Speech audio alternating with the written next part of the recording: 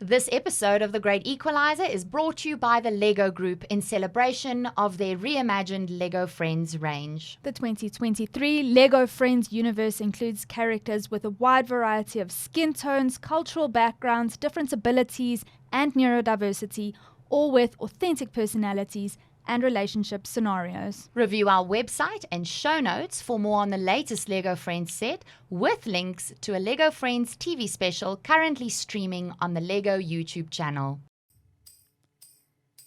This is The Great Equalizer, a parenting podcast about the realities of being a mom Or dad. in the 2020s. We are your hosts, Sam And Charlene. and we believe we're all rocking the same kind of crazy. So let's get real, let's get honest, and let's have a laugh about the ups and downs of our current upside down. Hashtag no judgies. On this episode of The Great Equalizer, Sam puts down the whip. Ooh. Not that kind of whip. Well, Charlene is a blank space. And we chat about being good, Kind, sweet, pleasant, amicable, good-natured, a pleasure to work with, and everything else that underscores the damaging good girl archetype. with conscious parent and founder of Consciously Connected, Clare Emms.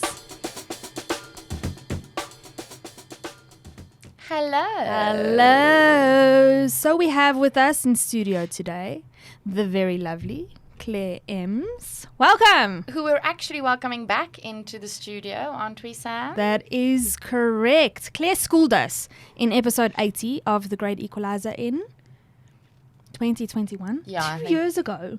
2 years ago, guys. It's nuts.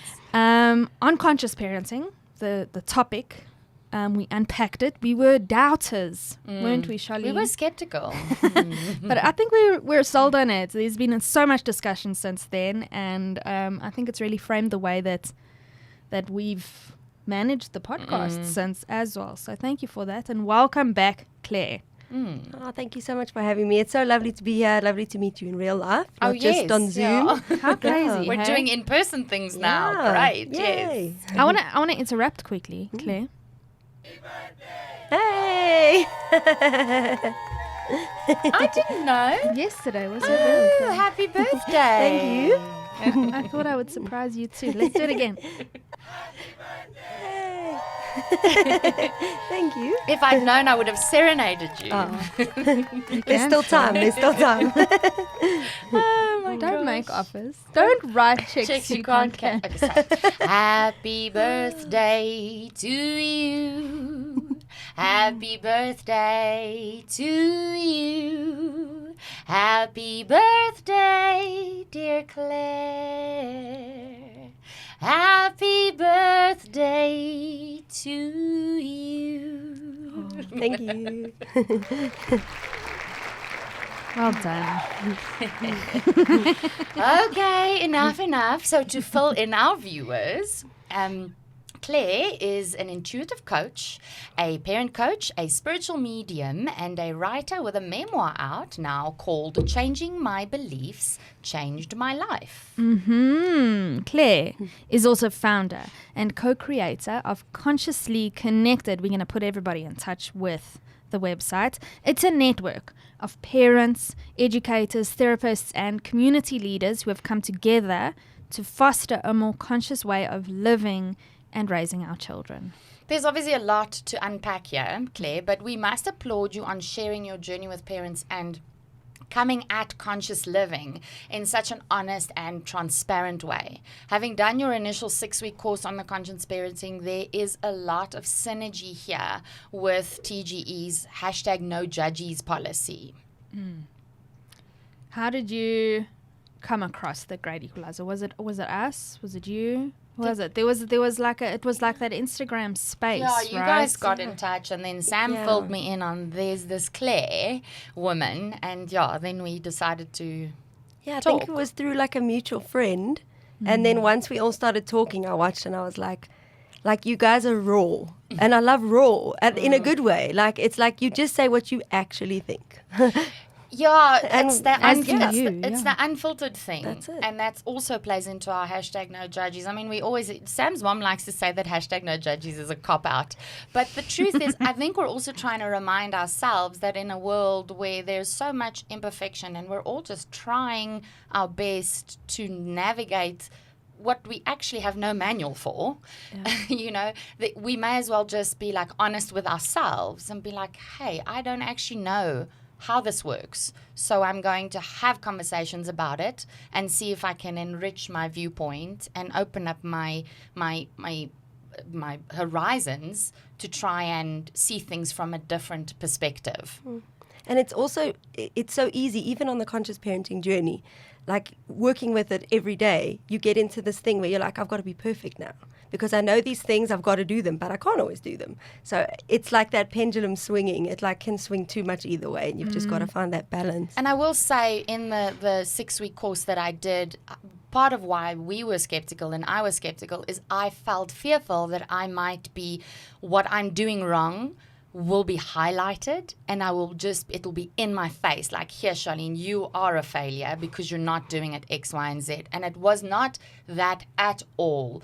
It was a very welcoming, safe space to feel like, well, I don't have all the answers, and that's why we're here, to help each other, to be real with each other, to say, look, I also battle that, and to just have a little toolkit. And you're not always going to use the tools. Sometimes you're going to forget you have the toolkit. But you do sometimes in the back of your mind, you're like, I remember this is that, and I can pick up this tool when I need it. So Claire, tell us a little bit more about the platform, about Consciously Connected, because you've grown since we've last spoken. It was the Conscious Parenting Association, and there's been an evolution since then, and now it really is a network that provides tools. So how exactly is it working now? Okay, so we rebranded to Consciously Connected because the more we were working with parenting, the more we realized that consciousness, or however you want to say it, or reframing things, it filters into everything. So we started working with teachers, educators, therapists, and we started seeing we can't just be Conscious Parenting Association. We just want to be consciously connected to whoever wants to be a part of what we do. Yeah, consciously living your life in general, and different times there will be different touch points. That's it. And I mean, we even dive into like spirituality, sexuality. We start realizing it's more than just parenting. It's everything. It's a very broad spectrum. Yeah. Yes, And it never ends. There's always something new coming in. And it will constantly evolve as times change and as we as individuals change. It's I see a lot of the same happening with the Great Equalizer, because a lot of we are a parenting podcast, but a lot of what we talk about is like an us. What's happening here in the inner workings of Sam and Charlene? It's a lifestyle podcast because it's about life, how we are navigating life on a daily basis. Sometimes that has got to do with work or schooling or raising our children or friendships or, navigating traffic. Yeah. So, and I think a lot of it has to do with vulnerability. Brene Brown would be proud, guys. So we know firsthand how difficult it is. All three of us know how difficult it is to be vulnerable in this space, but also that there is really no better foundation for growth. Which is why, Claire, we're going to throw you in the deep end, and you will be joining us for our first segment, which we like to call "How Are You? How are you really?" Okay. So last time we chatted in episode 80, we're 24 episodes deeper From there. Yes. How crazy. So, we did things a bit differently. Charlene and I debriefed with one another and then brought your interview in. Now we have the pleasure of having you with us in person. So, mom to mom, firstly, let's fill our listeners in. You have two little ones, two little girls. So tell us about that, who calls you mom, and then tell us, how are you and how are you really? Yes, so maybe as a prompt you can complete the sentence, Claire is ... Okay, Claire is all over the place, to be honest. It's been my oldest just started grade 1 this year, so like I started grade 1 this year. Same WhatsApp group, honey. Same WhatsApp and group. I'm like, I don't know what's going on half the time, and it's navigating things that I thought, you know what, I've got this. Conscious parenting, we do things differently, it's going to be fine, but all the same stuff comes up, and I don't know how to handle it, and it's good because, like you say, the vulnerability brings growth, and it's hard, but it's good. Yeah.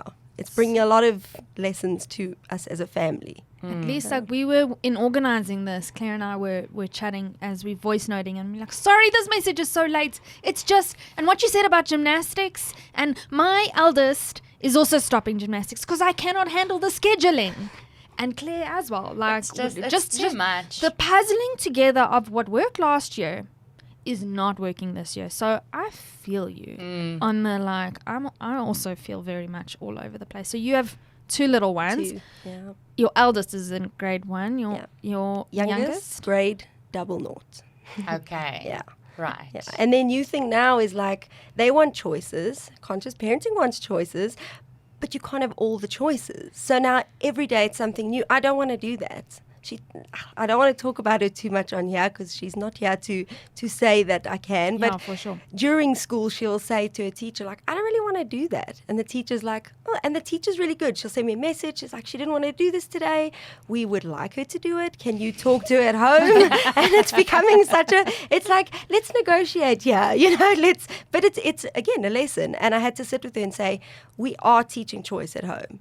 But sometimes there's stuff you have to do. And sometimes in life we don't have a choice. I hear you on that so much because big school for them now is much more structured. You have to sit at a desk. You have to do your homework. This is the recess. This is the time we do this. This is the much more structured. Whereas I feel like in preschool, even though in grade R, they're kind of being introduced to that structure, it's still a lot of play and kind of being free, much more than in grade 1. This is the real world. I mean, you're in uniform here. Things are going down. I don't want to be that guy for parents, but what I have realized this year with my eldest also moving schools is it's so much easier to be a conscious, understanding parent who offers choice when you don't have that structure. So with smaller children, so the toddlers to say 5, conscious parenting is actually easier, as difficult as what it is. But you're taught during that phase of the child's life that they're learning. They're like a toddler because of the way their brain is developing or not yet developed. The tantrums and the acting out that's all normal, and anything really goes. All bets are off when you've got a toddler because this is just having a meltdown. And everybody kind of on like the understands, floor right? In the supermarket is like cool. It. All of a sudden, you have to flick a switch, and now you have a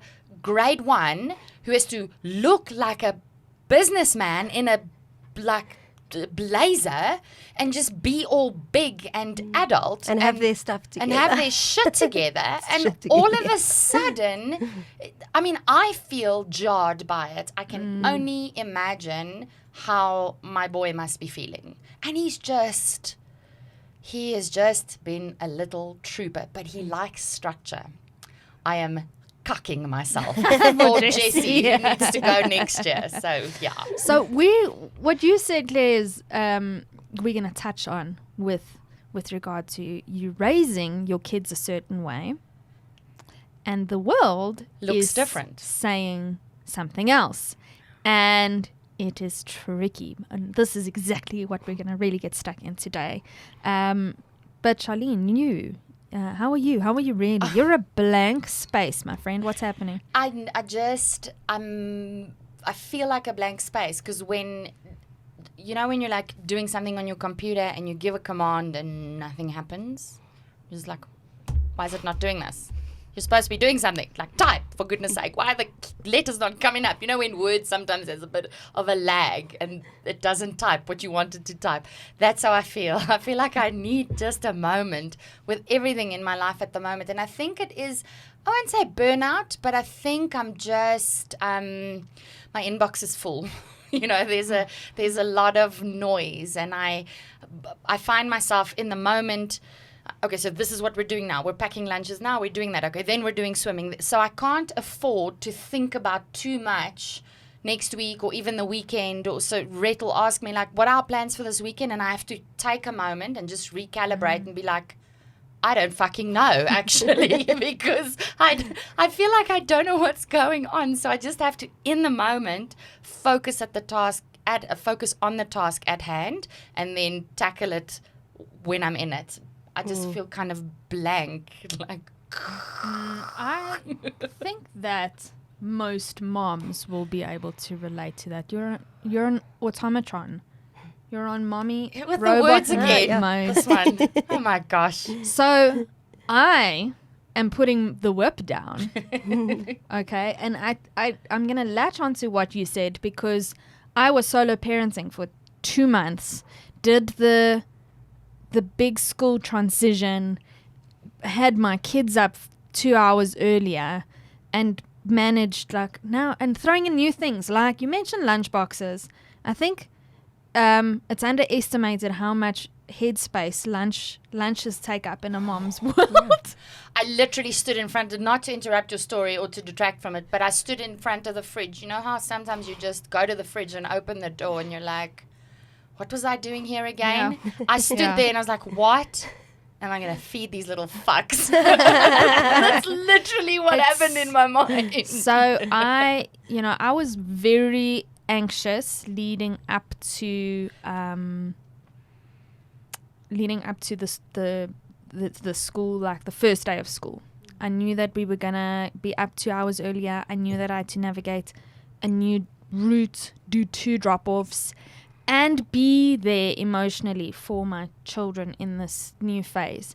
And so I went into robot mode for 2 months. Because you had to. And also said to my husband, when you come, that like just understand there is a system. Sit back and watch, honey, because like this is a well-oiled machine now. You know, the clothes are laid out. Slide in. Yeah. And on within the first week, we were done 45 minutes earlier in the morning because I had an extra pair of hands. And I kind of looked around and went, what do I do now? What just happened? What happened with this time? So and there was a point last week where we finally split up the drop-offs. And Ray took Elijah to his school, and I took Noah to his school. And this weightlessness came over me. And I realized this is what it feels like to not be anxious in this moment. This is what a peaceful drop-off feels like. And it's okay. So and I'm the kind of person who, I like that whip, man. I like to punish myself. I like to feel... I fall very easily into the mommy martyr mindset. And so it was a very strange feeling that came over me, that I was like, this feels almost wrong to not be anxious or to not be overwhelmed so I'm embracing it for the moment. I know things come in seasons. I know there will be difficult days still, but I've had to remind myself that it's okay to have easy mornings and for things and for life to be a pleasure. So that's nice. Take heart, my friend. You might feel like a robot. And I felt like a robot. It felt like that robotic period was never ending. And I'm embracing this. There's some respite. Nice, weightlessness for now, and know that the tables will turn because that's life. But riding the wave, man. You do that. Yeah. Listen, also, I know you're producing here, but I need you to give us the applause button, please. Because... Put down my whip! I do not know how you did that. You're a together person, my friend. I think about it. Oftentimes during the week, I think how hard I have it. And then I think...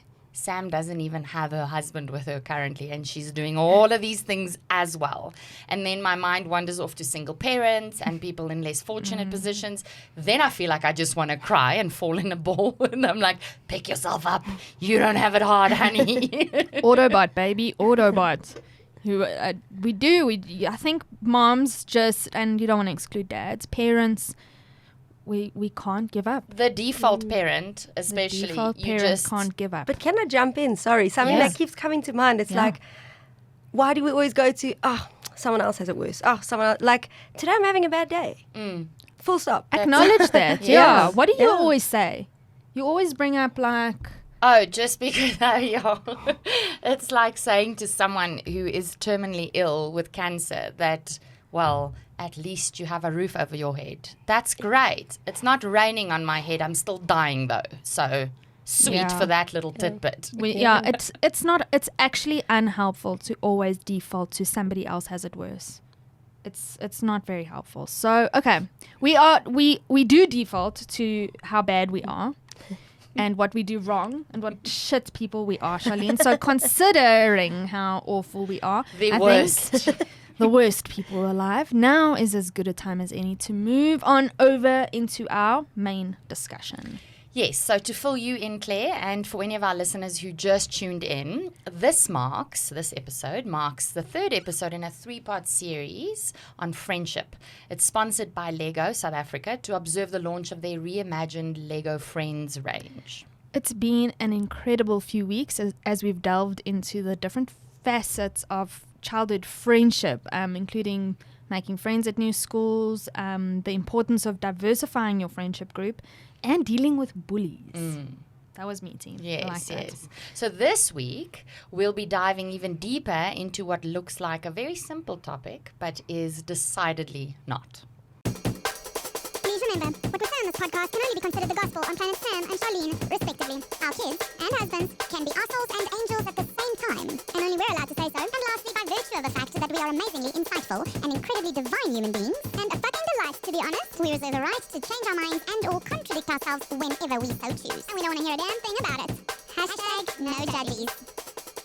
So when we first launched on YouTube last year, we chatted about other people's kids and spoke a bit about how we'd like our kids to show up in the world, among lots of other stuff. We mentioned how difficult life becomes when your kids stop with a side-by-side play and start interacting and making friends, and suddenly are more influenced by what these kids say or do, but so-and-so's parents do X, Y, and Z. And I'm waiting for, but so-and-so has a phone. And then I'm just like, how do you, it's difficult. We now have a dog, Claire. Charlie has a dog. Charlie had many animals on his farm. Sam managed to, they're not farmers. Yes, she managed to what's the word? Deflect by saying, well, maybe Charlie's parents are farmers and that's why they have so many animals. I'm not a farmer. So, I put off having a dog for quite a while and we've since acquired one. But there was a lot of peer pressure. What do you call peer pressure that comes from your kids? No. Tiny bullies. So in that episode, Other People's Kids, you said something really interesting about kindness. And I'd like to play that clip again for context here. Charlene's face singing.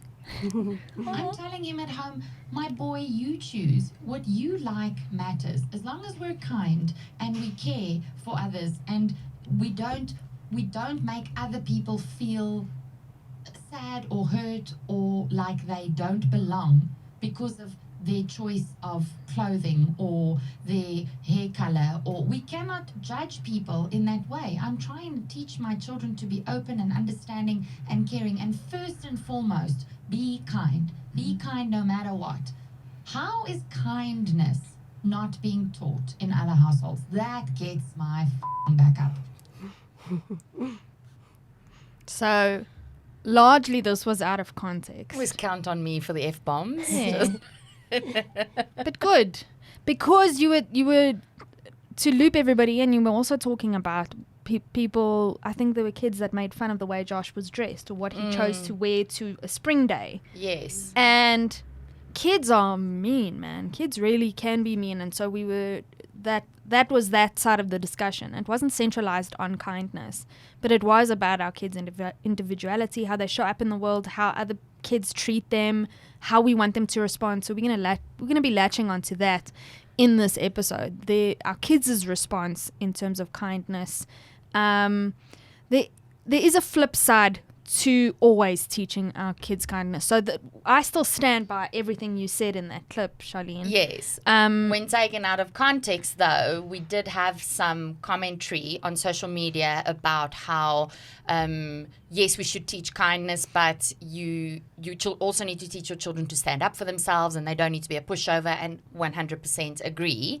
That conversation didn't relate to that necessarily. But there's a both and here. Yes, exactly. Your kids can be kind and show up for themselves in the world. So in a very simplified context, in your view, how is being kind as a default problematic? And why is it problematic? And well, let's unpack that first and foremost. I think for me, it always comes back to the same question that always comes into my mind. Like, how do we define kind? And then obviously you've got messages from different people. So a teacher's asking you to be kind, and that might be different to your mom asking you to be kind. And that might be different to your friend thinking of you as kind. And I think as we go out into the world, I perceive somebody's actions as unkind.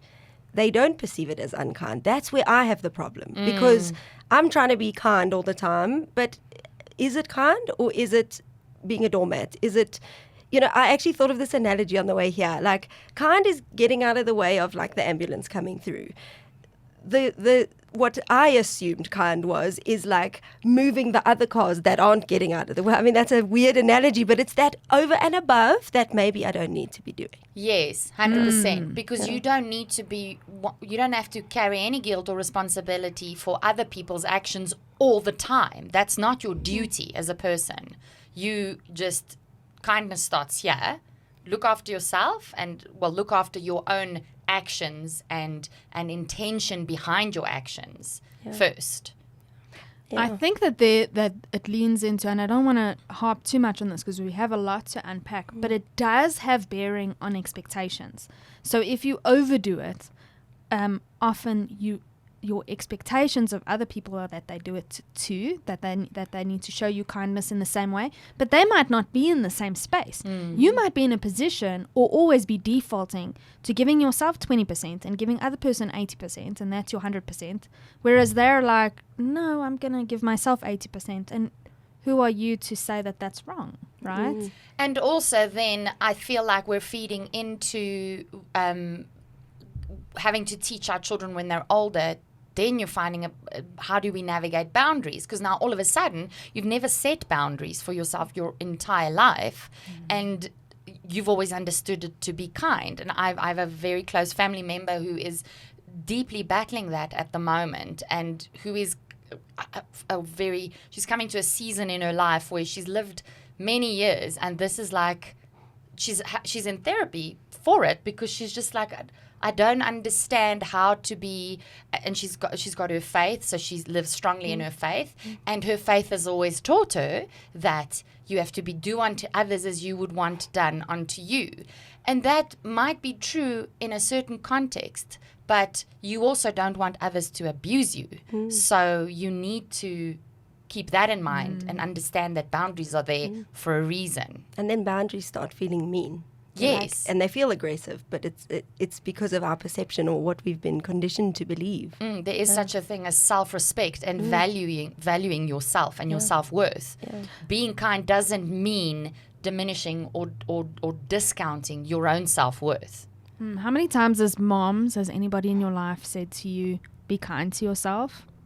And how many times do we actually listen? I came to hate that phrase. Like, could people please stop saying that to me? Because my default is that whip. To the point that when I start feeling that I'm not being punished, and I start feeling like okay, and with that weightless, that it doesn't feel right. And so that leans into very much, I feel, the good girl archetype. So I've titled this episode Redefining the Good Girl. And I feel like we talk about the good girl, but it does apply to boys and girls. However, a lot of parenting is reparenting. We three moms sitting here, and so I'd like to talk. Let's unpack the good girl archetype. Claire, how would you describe this archetype, and why is it a problem? This is like a super simple way to say it. Me as a child, like done. I was like a yes girl. I was the one who carried the teacher's bag. I was the one who, I don't know, even thinking back, I can get angry now when my daughter does kind things, which sounds ridiculous, but I'm like, you don't always have to do, such a trigger. And And just conscientious and always doing the right thing. And always like being kind to everyone. I'm nervous going out of for my my way. son for Yeah. that. That's my boy, Joshua. I feel so nervous for him because he is all about doing things in the right way. I don't know how to unteach him that. I don't But know. I think also coming into that developmentally, there literally is a phase where children are in that right and wrong. So it's like, it's also normal. So we don't, which I have to keep reminding myself, like this is a developmental phase where they start seeing that very Clear divide That's between it. right and wrong. which I think is also necessary. And then it will unpack as they develop. Where nuance starts to come in. And I think maybe as parents, we need to be patient in that. The same way we discuss having the sex talk or talking about religion. Let's not leap into the death of Christ now, Yes, let's not like maybe, past Sam. That's funny. Yeah, no, I've burned my fingers there as well. So. Same. Let's not jump same. straight into that. Let's answer just their questions, right? So maybe take the kids as lead. I want to jump back in here. I first want to interrupt. Ty, can I please have my phone? Because there's something that I want to bring up, and it's on my phone. Sorry. I'll wait for you. So there's a Australian website called the School of Visibility. I didn't delve too much into it, but she on this website describes the good girl as an archetype that keeps a woman small in her place, and it happens through stories that begin early as fairy tales, helpless females waiting for a man to sweep them off their feet and carry them away to their dream life. The Little Mermaid is coming out soon, very topical. Because we love that story so much, but so problematic because she gives herself up for this guy who can't even recognize her properly, guys. He doesn't recognize her in this story, and she grows legs, gives up her fabulous tail and her voice. And he's just like, done. Yeah, but then wakes up one morning and it's like a slightly darker haired variation of her with her voice, and he's just like, oh, that must be her. That is not true love, friends. No. Listen, my husband always tells me you are a feminist, and I don't know if I believe myself to be one. But I just also want to be devil's advocate here, because the idea, this concept that you're bringing up here, all of these things are factual. And if I look at it from a feminist point of view, I'm like, hell no. I don't want my daughter to buy into that shit. But it's exhausting because it's like Santa Claus, people. I mean, we can dissect so many. I'm talking about fairy tales in particular. Yes, Yeah. we can dissect so many like fallacies or fantasy type concepts and dissect it and be like, this is so wrong. This is not woke. This isn't forward thinking. And we stuff it up for our This is kids not as well. this is not like progressive. And then I'm like, are we just too much in our own heads? Great. A lot of the time, I think we are. Be aware. I'm not. I mean, I'm not gonna not read my kid fairy tales. You know, but be aware of it. And then when the kid starts asking those questions, like my daughter, I hear in her language sometimes, like, when I get married, or when I get, like Joshua said this morning, once you get married and have a baby, I have to constantly be like, just remember. You don't have to get married if you don't want to, and you don't need to be married to have a baby. It's a choice. You can choose what path your life follows. And my thinking there is not to get into sex education now, but my thinking there is that at a later point, we're going to have the conversation about consent and being responsible with your body and your sexuality. And so I want to plant that seed now that the choices we make here today is what's going to impact on our future, and I don't want to fearmonger. So I feel like there is room to just, okay, people, let's just calm down to a panic, okay? Yes, there are these problems in these fairy tales. If we're aware of it, as we navigate these things, we can bring it up with our kids, but let's not destroy all the fairy tales. Let's watch the Little Mermaid, but also Moana, Yes, Tangled, exactly. and Encanto. Yeah. You know, it's diversity in our viewing as well. Okay, we really have digressed somewhat. But so something came up for me on Instagram the other day, which is why I had to quickly break and check out my phone here. It was so funny because I was like, yeah, okay. It was off of the Candidly's website, and it says, were you really a pleasure to have in class, or were you just the bossy oldest daughter with an undiagnosed anxiety disorder? Oh, wow. I was like, you know, Let that land for a moment. you got me. I feel seen. Did you enter my head? Yes. The term bossy is problematic, but we're going to leave that. I have been perceived as the bossy oldest daughter, and yes, for the largest parts of my life, I had an undiagnosed anxiety disorder. Also, I was a pleasure to have in class. Yes. Yes. And that's my son. That's my son. He's bossy. He likes to have things go in a certain way. No. There's no structure to this game. I can't play this game. Everything. And I fear for him because of anxiety. I know he's anxious. He's trying to do these things to just control everything, and it's impossible. Because we know now you can't control. And so you were saying that this was you as a kid. Yes. Like, you were experiencing these things growing up. Yeah, So- and this is my daughter, and I think this was my mom. And, so my mom reinforced it because she's like, oh, she's a good kid. That's great. We're so lucky And we you don't get have to worry praised about for it. that. Carry on. Exactly. So Yeah. so my siblings, not that they were necessarily naughty, but more problematic. I was the oldest daughter, middle child, and my parents never worried about me for a day. Other people's kids, so other parents would be like, is Sam going to be there? And if their kids said yes, then they could go. Because I was the good influence. I was good Sam. I was the designated driver and the responsible one. And I think, Claire, like I resonate a lot with you on that. And that was throughout my schooling, to the point where you're in your mid-30s and you're just... My husband and I both were like, yeah, we could have acted out a bit more. Could we not have been like a little bit more naughty? Yeah. Did we live? So, Charlene, did you rebel? Or were you a good girl? It's weird. I was like a good mix of both because I'm very strong-willed. So if I felt like, on the one hand, my school uniform and my hair was always perfect. Like even my messy bun was perfectly curated to have just the right amount of strands out of place. And then in the way that I was hell-bent, and my friends would like smoke in their uniform.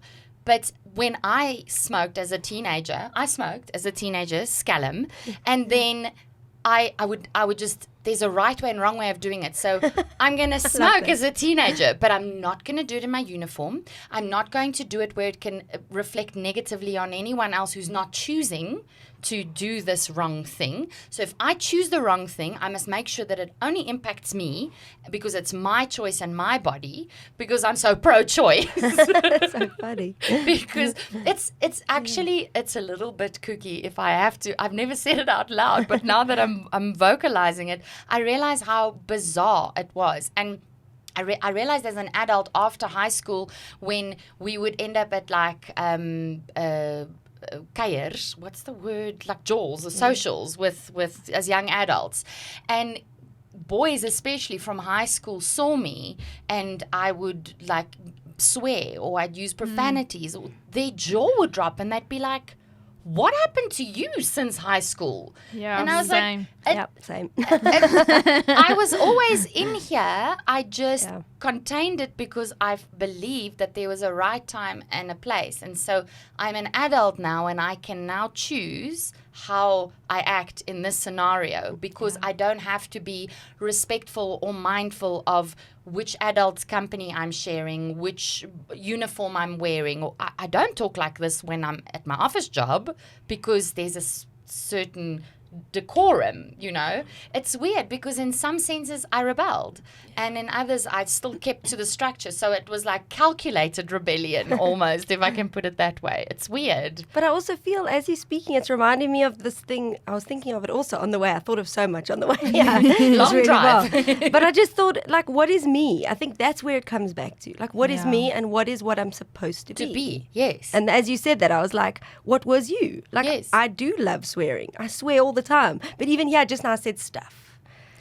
Because like, we're, Who's going to hear it? What are they going to think? Obviously, Like, yes. And yeah. also, I mean, if this was your own podcast, you would be more comfortable with being you, but now you're a guest, so you have to consider those things. What is the decorum? 100%. And then you have, which is almost unacceptable in society, but you have people kind of rebelling and going totally against it. How many women do you know that say, and I actually don't like it, hate it when people, because I feel like it's a bit of falseness, and I am putting a bit of judgment on I it. was just going to say, remember. No, No judgment. no, I am putting a bit of falseness, judgment on here, but I fear that it's false when women go, well, I'm a bitch.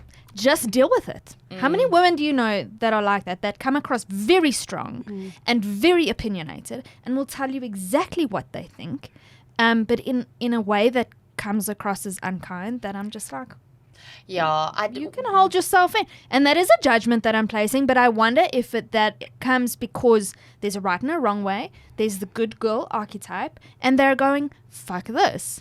This is not the me. pendulum effect. And it is the pendulum effect, yeah. Yes. And we touched on that actually in our last discussion as well, where I was crying and I was saying I'm not only a bitch, and I admit there in that discussion that it's a defense mechanism. Like I default to bitchiness sometimes to kind of, I'm going to protect myself before you come at me. So there's always a reason for those types of things as well. And the other thing, it's rather than turning the other cheek and being the kind person, is the one thing I wanted to mention. And the other thing that you can also maybe weigh in on, Claire, is when we spoke about cyberbullying in the previous episode, our guest mentioned that with one of her patients, it came up in discussion that amongst the teens there was a group, a digital, like either on WhatsApp or social media group going, where they were naming and shaming the girls who were perceived to be sexually or promiscuous and who was sleeping around a lot. And so that was so aggravating to me. They titled it whores. They titled it, Who are the whores? These are the whores. And there's a list of the whores in their friendship circle in their school. And it infuriates me for very many reasons. One of them being bullying and ostracizing and marginalizing and all of those horrible things. But why are we putting this label on young girls? I understand that a lot of responsibility comes with being sexually active, and that if we can educate our youth on these things, and this is a whole separate podcast on its own, if we can educate our youth, then maybe we as parents don't have to have this concept in our households where we're teaching our girls, or our boys for that matter, that choosing multiple sexual partners in your lifetime classifies you as this horrible negative thing. It's not. What is this wholesome thought that we're trying to foster, and why can't it just be a spectrum of things? And that's that good girl again. Yes. And I feel like it's maybe religion, educators, parenting, but I mean, I grew up hearing that and believing that. You have one sexual partner, you choose them and they will be perfect and this, and then you grow up and you look back and think, whew, that was a lot. Coming back to Was the a fairy lot. tales, It's also a lot of pressure to be So putting much. on that potential partner. Yeah. Definitely. And then also, what a like a rip the carpet out from under you moment when you have your first love as a young teenager and he decides, I'm out, I'm going to go look for another girl because that's how I feel now. And you're like, what's wrong with me? Why didn't he want me? We had this perfect love. He was and the one. I thought he was the one. The one, Yeah. you know?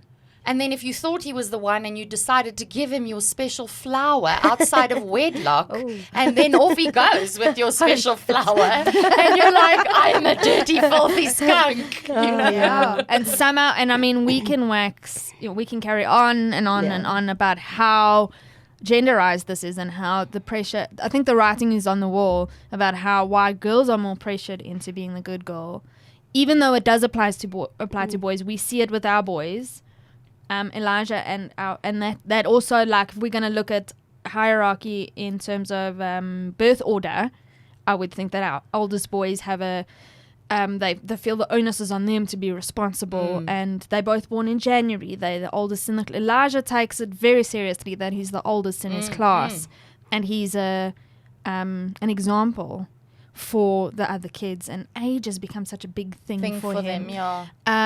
So, I mean, we could genderize it or we could talk about birth order, but rather let's look at parenting in general and raising kids who don't fall into the trap of this archetype, right? So what does this look like? Because we do face difficulty in the world if we start raising girls especially, but if we start raising boys and girls who aren't a pleasure to teach in the classroom. You know, so Elijah's teacher, we had a parent-teacher meeting the other day, and she said to me, oh, Elijah, I said, wasn't Elijah sitting here in the class? And she's like, I had to move him because he and so-and-so were talking too much. And I was like, yes, yes. Color outside the rules. lines. I think, Claire, so you, happy. in one of our discussions, it was either on our previous podcast or in our 6-week the course that I did with you, you mentioned to your daughter, you referenced something. Your daughter was doing something one day, and she was either acting out or she wasn't acting out. And I think you said, but how about we just do it differently? How about we just go with it and be like, kind of step outside the norm? You know, and you almost, I think you said you felt like, yes. You have those moments. I have many moments I like love that. how you're not like being agreeable here right now. But it comes with this discomfort of like, please just do what you're told as well, because this is so hard. Like, that's what I get. It's like, wow, you said no to the teacher. Yay. That kind of backfires when it's flung my way. Yeah. Kind of thing. Oh. So yeah, what it's are we doing, guys? Because we don't want to, you know, crash their spirit. What are we doing? What are we doing? I have no idea. And we're done. Yeah, there we go. Drop the mic. Thanks. Thanks, everyone. I mean, are we sitting in the discomfort of raising kids who aren't a pleasure? Who, when we get their reports back, their report has got quote unquote issues, and we need to have the presence of mind to be like, is it an issue? Yeah, is this enough of an issue to say that I'm raising a degenerate here? Are they coloring outside of the lines? Are they unhappy? Because we know from all of our discussions that kids who really act out, kids who bully or are aggressive or are really insubordinate, as in like, you know, doing badly at school and just, you know, are unhappy, are struggling. Kids who are not behaving appropriately, and that's also a problematic term, but, you know, kids who are really being destructive in their behavior, I suppose, are unhappy, and that is something that as parents we need to sit up and pay attention to. And obviously we do need them not to necessarily to excel, but to pass, so that they can get to the next grade, so that eventually they cannot be in school anymore. Because schooling is a thing. It's still, for the foreseeable future, is going to be part of life. They need to be functioning members of society, right? So that is the goal. That is what we're aiming for. Get you out of school, but also, so there's like, we're constantly in this like balance, and it's constantly shifting. And I think that's where we sit as parents. What do you think, Claire? Do we just sit in that discomfort, all the time? I have such a good story here. Yeah. So when you said, like, you know, I can see the writing. Claire is a pleasure to teach. Claire is a pleasure to teach. Gold star. Claire is a pleasure to teach. Yay. And what I want my daughter to be, like, Grace is herself. Boom. And the other, I always said, I hope my daughter can go to a school where she can be who she is at home, at school, for some of the time at least. Maybe not all of the time, I get that. The other day, as I'm leaving, her teacher goes, Grace, thanks for showing me the worm. What's the worm? She literally at school lay down on the floor and did this, like in front of her teacher. Like I did nothing in front of my teacher. And I was like, that's super cool. And like, she's like quirky and weird. And she says, I'm weird, Mom. And I was never like that. Oh and my to me, gosh, if she can be love that, that. yeah. I and love just that. be you. Like, Just be you. Just be you. I want teachers to want to know her, not to go, oh, you're in the box that I created. Expectations, tick them, great. No, you were just you today, and you had a meltdown, and you didn't want to do that, and Let you did your want to do freak that. flag and fly, that's it. guys. We all have it in us. Yeah. Yeah. I wish I'd flown it a little bit more. Our school used, my son's school, when we started there, used this analogy, which I'm sure you guys have come across, but it just resonated with me about popcorn being in the same pot, all the kernels in the same pot, in the same heat, and they're all just popping at different intervals. Eventually, you have a big, beautiful bowl of delicious popcorn, but those kernels will pop when they're ready at their own time. And so that made me feel okay, because I know he has to sit at a desk and he has to do his homework and he has to conform. However, I like that they're cognizant of the differences within that space. And so that made me feel some comfort. When we had our first parent-teachers meeting, the teacher said, oh, he's just an absolute star. He's been so wonderful to teach. And I was like, and like, I'm sure the teacher thinks that or feels that that's a great thing to say to the parent.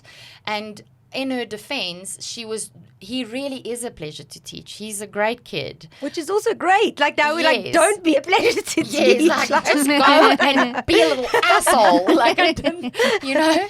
But I feel like if it was Jessie, it's weird because of my younger one, I'd constantly be like, can't you just please, can you just do what we're asking you to do? Whereas with him, I'm like, please, can you just like step outside the box a little? It's weird because I'm constantly conflicted. But I did say to the parent, with him, I'm worried about that. So thank you. And he was in the meeting. She brought him into the meeting. Oh, wow. Oh, Yes. okay. Progressive. So I found that to be interesting as well because she invited him in and he just sat there and I was like, oh my gosh, this is the first time this is happening to me. I'm going to now talk about him in front of him and he gets embarrassed easily. And so I was just frank with her. I said, well, thank you for saying that. I'm grateful, but I worry about him. He puts a lot of pressure on himself. So if you could help us with allowing him to explore, not always conforming a little bit, that would be helpful. And How he got did to she- hear that. Yeah. How did she respond? No, she said, well, thank you for telling, because I'm only just getting to know him and I can see he's very conscientious. So thank you for bringing that to my attention because I think she also said, don't underestimate him because he's very vocal. And if he's not prepared to go along with something, he verbalizes that. And that was like within the first 3 weeks of school. And I was like, yes. Yeah, nice. Carry on. So we spoke about bullying in our last episode with educational psychologist Naledi Mokoena. And I want to lean into that a little bit in terms of being kind. Because we mentioned this in our pre-discussion, and he didn't do it intentionally, but my dad, when someone, even as an adult, when someone in the workplace is a dick to me, my dad always tells me, Sam, you know what? Be the least. Pick up the phone and apologize. And I'll be like, that is ridiculous because I've got nothing to apologize for. And he also tells my brother on the flip side of the coin. So here we're leaning into the gender stuff. So I just want to put that on the table and not really unpack it, just for people to be aware. Disclaimer. A disclaimer. He tells my brother, be the bigger man. And with the same advice. Be the bigger man. Pick up the phone and apologize. You know? And to Sam, he says, be the least. Pick up the phone and apologize. So there's this default of be the bigger person or be the least better or be the better person. person. And apologize, and there's a turn the other cheek mentality, and that I think is cloaked in this always be kind, always be the gentle, nice person who is regulated, and the other person is a dickhead and you just take it, you know. But we don't want to. I think it's very clear we don't want our kids to be that way. So as conscious parents and women who are also very aware of the good girl trope, how do we respond? So and so was unkind to me at school, and go, because I don't know. There's actually something that I wanted to bring in, but that leads into what you said. And I feel like it's something that is so part of parenting. Say sorry. Go give it back. Play with him. He's I was sad. just gonna and say. it's that mentality of there's no choice on the child. We to me, it's teach choice. that to them, and I make that mistake all the time, Claire. I'm I think we all interrupting do. you again, No, but I it's fine. always like, just be kind, just give her the toy. Or she's younger, or she's little, she doesn't You understand. see that person's being left out. Go and Go make play. friends with It's that your person. responsibility. And I was Yeah. that kid. I don't actually want to play, but I'll spend the whole day feeling guilty because I didn't. Yeah. But I don't really want to talk to them because we don't gel. Yeah. So I want to sit with them the whole break and not gel with them. That's fun. And we make You know? a mistake as a family. Rhett and I are hell bent on Armstrongs are kind, caring people, and we support the underdog. And so if there's someone that everyone else dislikes or doesn't want to hang around, we will hang out with them. We will find out what's their story, And we what do it makes as them adults. tick. We And- do it now as adults. Yes, right? like come sit at our table, and maybe the person is really just an asshole. Yeah. Or maybe they kind of want to be on their own. Maybe they're some just- people yeah. love being on their own. Maybe they're I've just taught cool kids within their space. I've taught kids who all the teachers are worried, and I would go to these kids when I was teaching, and I'm like, do you want to play with someone? They're like, No, No, good. kind of reading my book. Can you like back off? Yes. And I had to like retrain myself. Yeah. Being alone is not a bad So thing.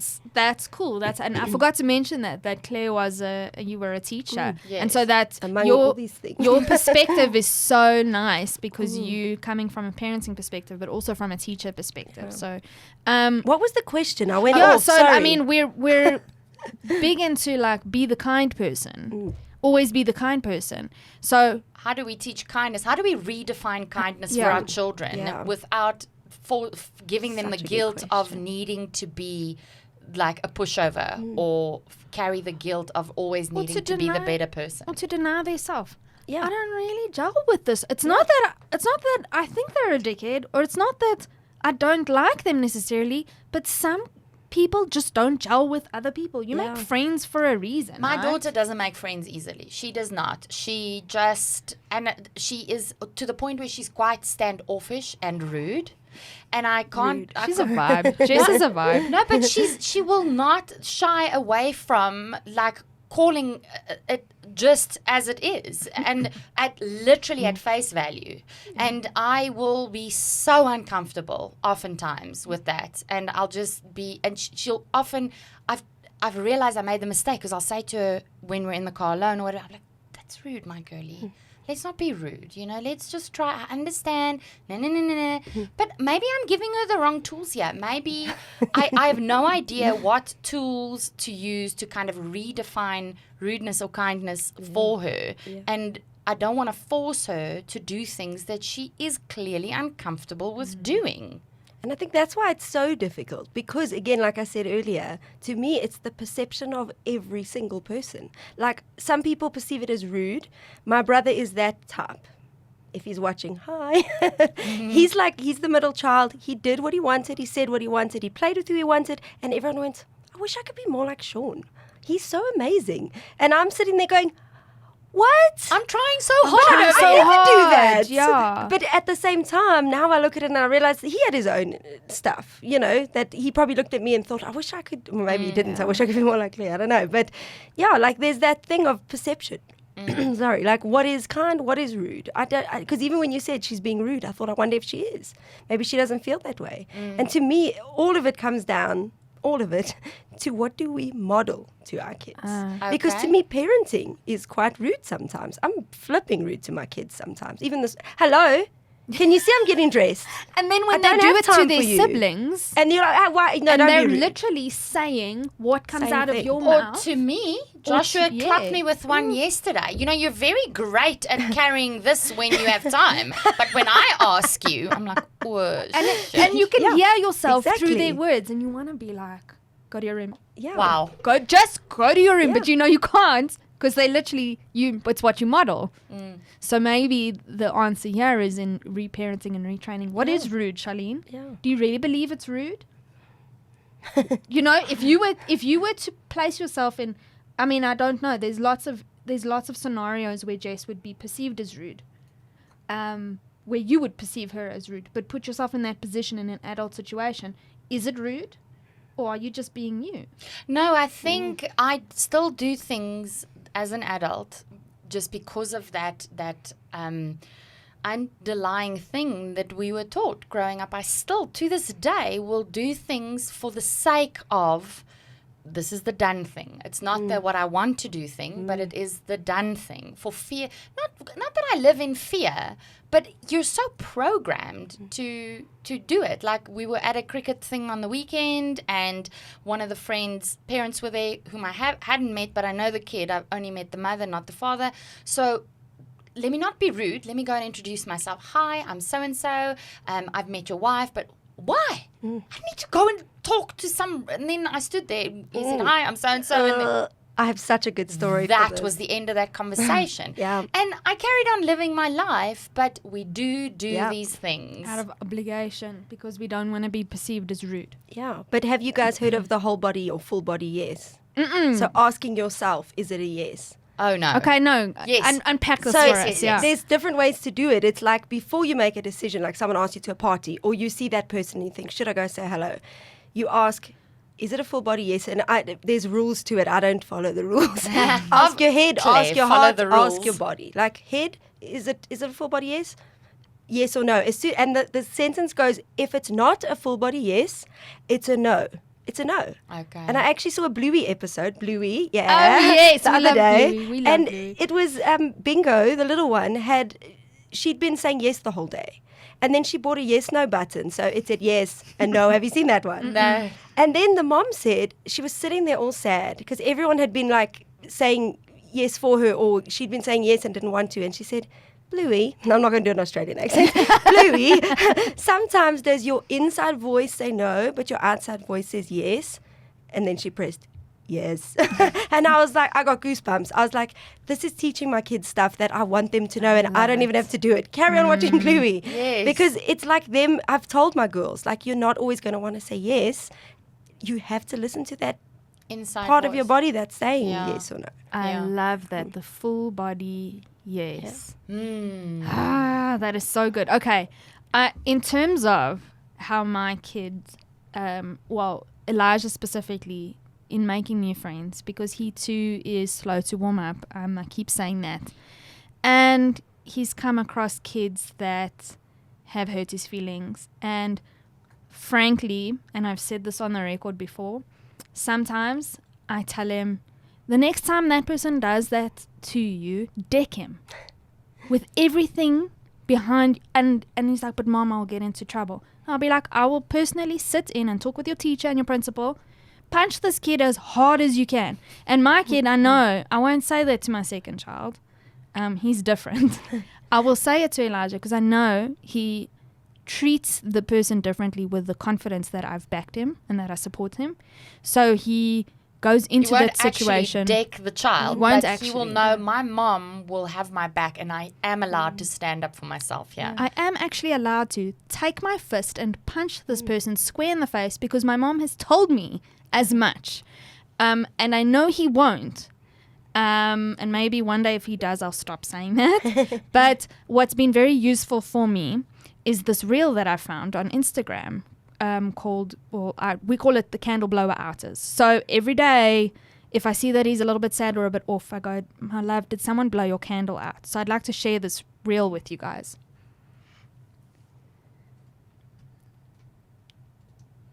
Thank you, Ty.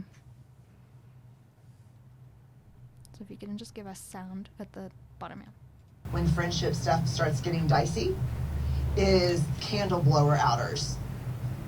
And this is a big lesson that we teach to our kids. We always say, you know, you've got this flame, and this is your spirit, and this is your soul, and this is your light. And sometimes it'll shine really, really bright. And you want to surround yourself with people who, when it's shining bright, think, wow, what a beautiful light. And you want to be the type of friend that when people's lights, you know, when your friend's light is shining, you say, man, that's a great light.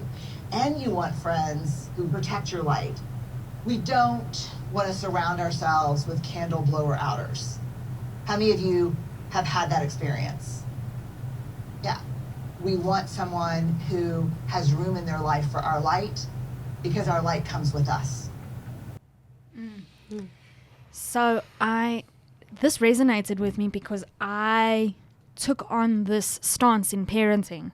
And when in speaking with Elijah's teachers at his former school, who are wonderful, and so that's not to naysay anything that they did, but we were dealing with, I don't want to call it a bully situation, but we were dealing with power dynamics in the classroom. And I was like, my kid's 4, how do I deal with this? And they took on the be friends, everybody's friends with everybody mentality. And when I came to them with, I've told Elijah, how I've dealt with it at home is I've told Elijah he does not need to spend time with that person. And then I found this real, and now my communication to him is, you don't have to spend time with people who blow out your candle.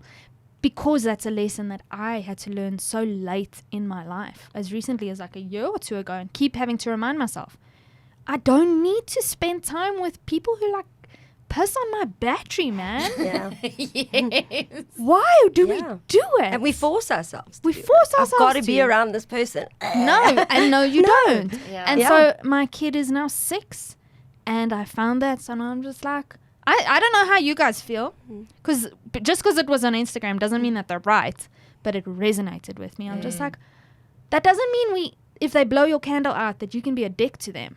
And that doesn't mean that you can call them a candle blower outer. You don't want your kid on the sports field now going, you blew my candle out, you're a candle blower outer. No. So that's kind of blowing that kid's candle Yes. out, even if they didn't have one Exactly, to begin with. But I exactly. think that's the thing. The kid Recognize who it. blows out the candle doesn't have a candle. Yeah. But then I do that with my daughter. Like, why do you think they're being mean? Do you think maybe they're feeling sad? And then I'm like, but I don't want you to feel too sorry for them. You're like, don't feel That's the responsible balance. for their Yeah. emotions. Yeah. You, But- you have yeah. no obligation there. Exactly. But also teach empathy. Just Yeah. recognize that. You know, Just because we've recognized it doesn't mean you have to spend time with someone who keeps blowing your candle out. And there may come a point where in a year or two you connect with that person again and they don't blow your candle out. Or you've given them a bit of your flame, or they have a flame to give to you. But just in recognizing that, and I think fostering that self-awareness with my child. So I go back to the candle blowing out, and I keep every day as we kind of navigate school friendships, I keep going back to that. My love, do you think he blew out your candle? Did you blow out his? And then Elijah will also come and do that to Noah, my youngest. And I'll be like, are you blowing out his candle? Watch yourself, you know? And not go to your room, you're bullying your brother. It's given me the vocabulary to be like, watch what you're doing, because you don't like it when people treat you like that. And I think that's how I'm handling it. It was a very useful tool for me. I don't know. And it brings about conversation, because then, like, how can you keep your candle lit? Or if someone blows it out, what can you do? Or I think that's awesome. And just because one time they blew out your candle, don't label them as this horrible person. They might have been having a bad day. So, okay, cool. They blew out your candle. So for that moment, don't let them steal your joy. Go find your joy elsewhere and try not to be like, I'm never going to be your friend. I'm never going to talk to you again, you know. If it continuously happens, then just kind of, you're not each other's people. yeah. Last week, in our last episode, our guest Naledi said something about bullying, that we're very quick to label a bully. But bullying truly really only happens if it's like a persistent thing that comes. If someone's an arsehole to you once on the sports field, doesn't necessarily mean he or she is a bully, right? So that kind of makes me think of that. Someone blows out your candle one time doesn't mean that that defines your relationship forever. It's Or tricky. that person. Yeah. Yeah. And So hard. there's a lot going on. I think I don't know if this is as difficult or complicated for us, just because as parents we're exposed to so much more, and for the most part I don't think our parents had this much to think about. They probably did have as much to think about, but the software has significantly has evolved. Okay, and so we're no longer running MS-DOS. We're now on a And we keep having to update. like, oh my God. they're like daily. Are you connected to Wi-Fi? Because there's a software update that needs to happen here. Yeah. And it's like, it's making my head spin. And I get very overwhelmed by it. But I think for the most part, there's just something to be said for taking every day and every instance on a case-by-case basis. Being cognizant of all of these factors, the fairy tales that could be problematic, the labeling, the bullying, the this, the that, but for the most part understanding that there are a lot of children that you will encounter in this world whose home environment does not necessarily set them up the way we're looking to set up our children. And not all parents are aware of these things or even care to be teaching in the same way, the way that we are teaching at home. And so I find that quite intimidating, because I try and constantly remind my children that I understand that that is maybe how they do things or how they view things. We do not view them that way, and these are the reasons why. I find that particularly challenging, because again, other people's kids, what a kid's being told at home is kind or rude, or like just yesterday, my daughter had those little stick-on tattoos that we put on her on the weekend. And she says, Mom, all of my friends were commenting about my tattoos. I was like, oh, did they like them? No, they were horrified. They were like, why do you have that? Why do you have tattoos? And I realized that it's context. In our household, tattoos are it's fun and cool. It's a perfectly fine thing, you know. And what's the so problem? to her, it was foreign that anybody would react so strongly to something that seems very ordinary to her. And so I had to highlight that to her, that everyone is different and everybody views things differently. We don't treat them differently because they do, but by the same token, if it makes you happy, you don't sacrifice your belief system because someone else's belief system is different. How do you manage that in your household, Claire? Being different. Sure. Yeah, because we're going to label you over here. You're hashtag different. Yeah, we have a lot of discussions. Like, I talk to my kids a lot, and my kids will say, it's even my 4-year-old, because everybody can choose different things, Mom. She even tells my mom, her gran, and she'll say things like, you don't have to wear it that way, Goonie. They call her Goonie, because everyone can have different decisions. And a lot of it sounds very parroty because she hears me say it and she says it. But I'm hoping it is planting that sort of seed of like just that we are different and other people are different, and that's okay. And part of the discussion is like, you've got to do this at school. If I was running your school, maybe I would run it differently. I'm not going to run a school. My school might be terrible.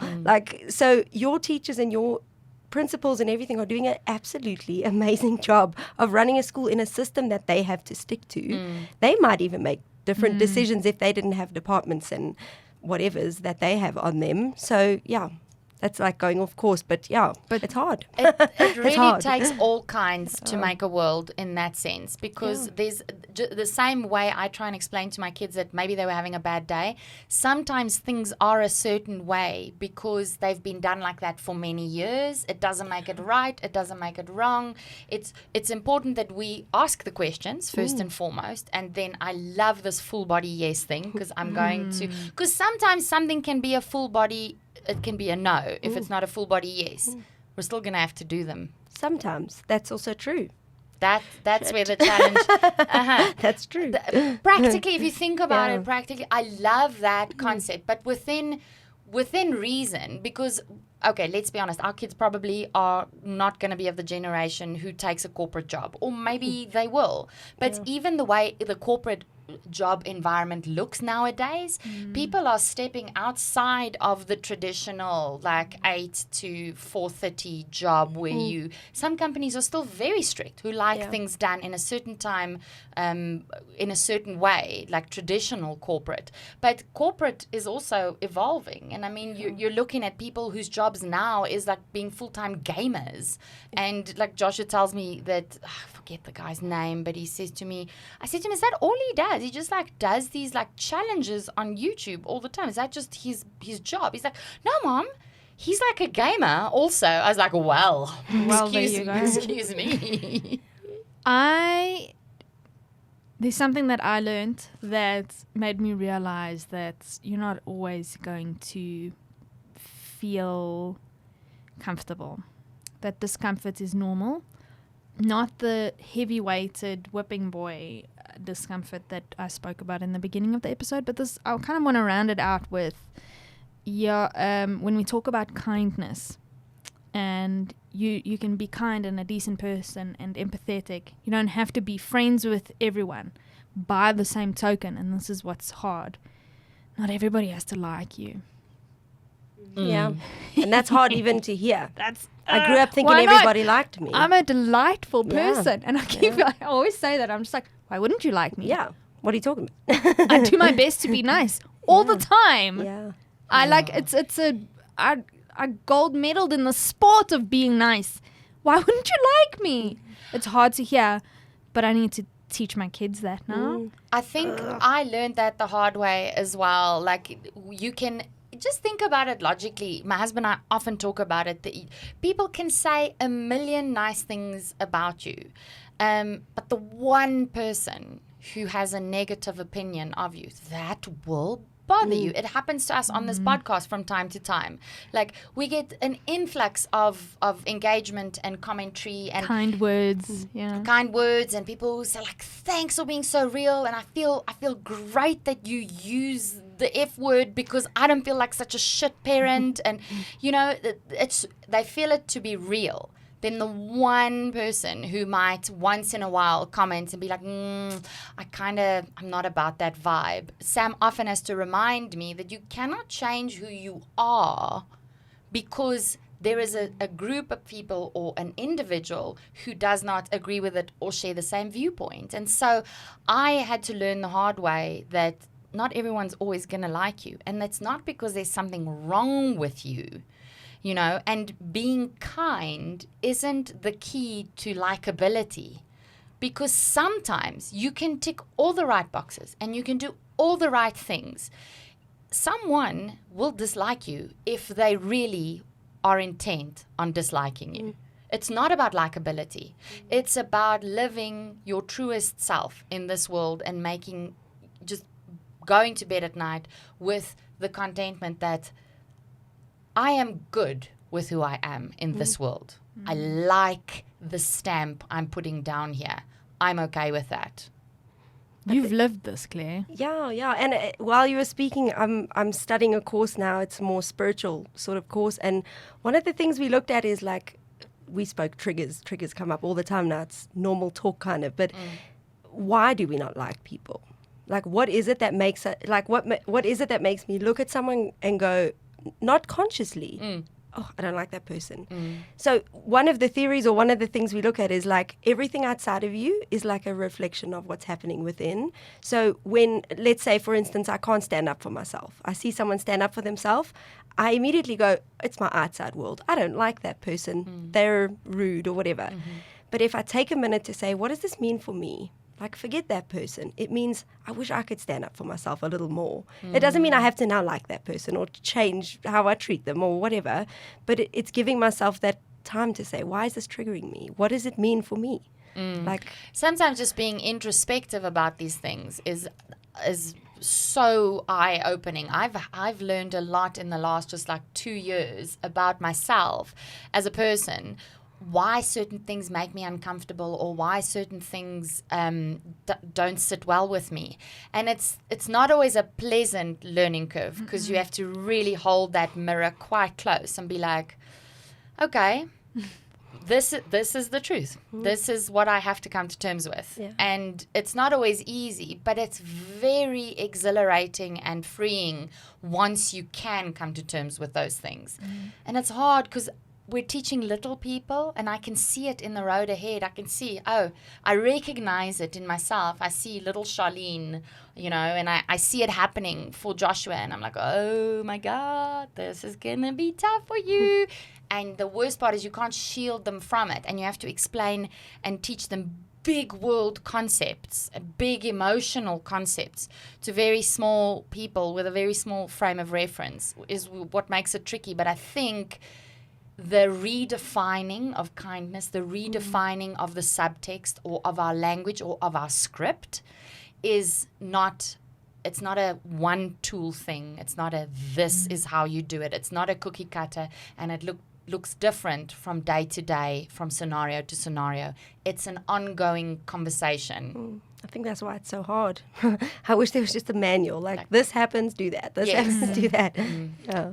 Well, Claire, I want to thank you for joining us. Thank you. You really are a great example of someone who marches to the beat of her own drum, Thank which you. is why you're sitting here. I love the discussions that you have around your parenting. Yes, you don't reveal too much about your girls' personal journeys, but I applaud you. I applaud any girl mom, guys, because girls have it difficult. I love my boys, but I can see the difficulty in parenting girls in the current environment, but also the challenge in raising boys and in reparenting ourselves. And reparenting is a term that you introduced me to. So I want to thank you for that. I want to thank you for joining us again on The Great Equalizer. And yeah, let's keep this discussion going. Thank you very much.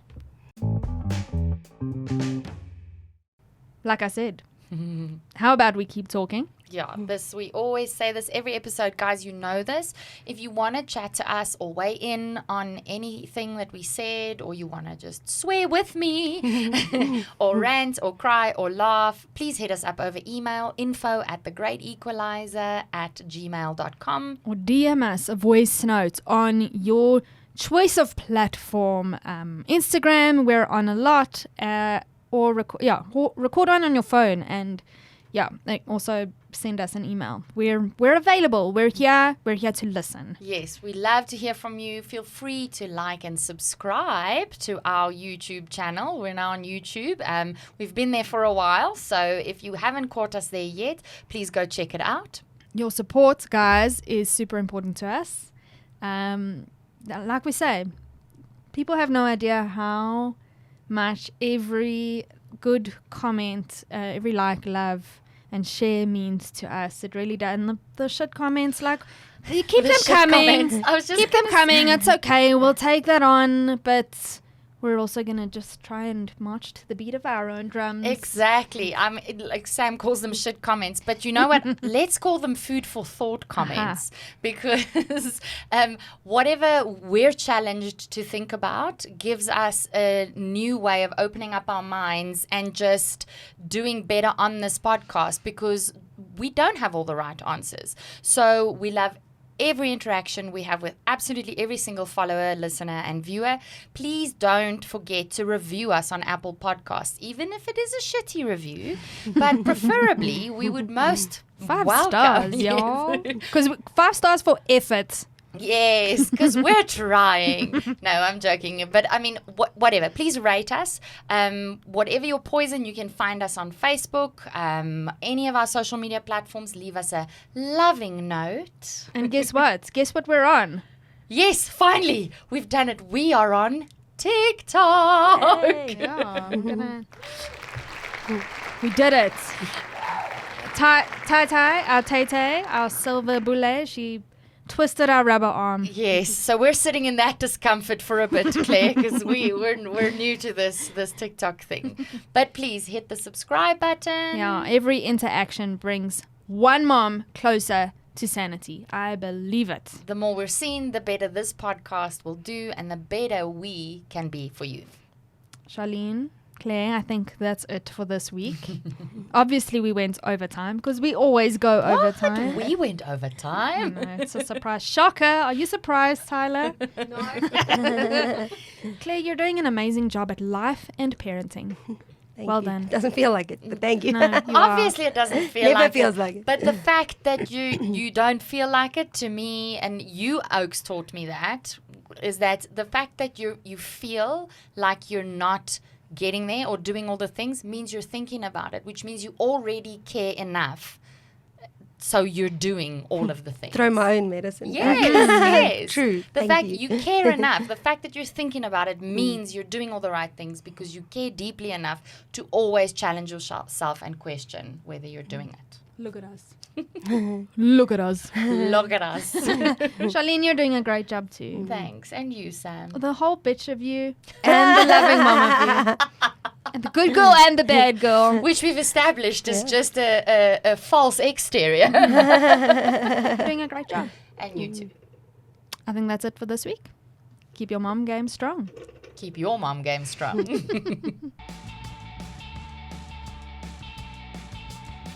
Shout out to our producers over at Autumn Aperture and our studios, including our editor, Tyler McKenna, and sound engineer, Stephen Krill. Please review our show notes for more on today's topic and expert guest. And for more on The Great Equalizer, our website is always a good idea. www.thegreatequalizer.co.za, along with our social media platforms on Instagram, Facebook, Twitter, now YouTube and TikTok. And of course, if you want to chat with Sam or Charlene directly, email us at info@thegreatequalizer.co.za. We would love to hear from you.